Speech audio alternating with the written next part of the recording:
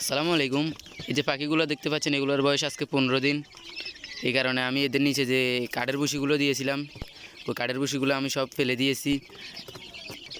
এখন পাখিগুলোকে আমি শুধু পলিথিনের উপরে রাখছি। এটা আসলে ঠিক করছি কিনা সেটা আমি জানি না, আপনারা যদি জানেন আমাকে একটু বলবেন এটা আসলে ঠিক হয়েছে কিনা। আমি একটা জিনিস খেয়াল করলাম কি, পাখিগুলোর নিচে যে আমি কাঠের ভুসিগুলো দিই, এগুলো পাখিগুলো প্রত্যেক দিনই যে ময়লা আবর্জনা করে, এই কারণে একটা দুর্গন্ধ ছড়িয়ে যায় এবং কি একটা গ্যাস উৎপন্ন হয়। এই কারণে আমি মূলত এই কাঠের ভুসিগুলো সরিয়ে দিয়েছি।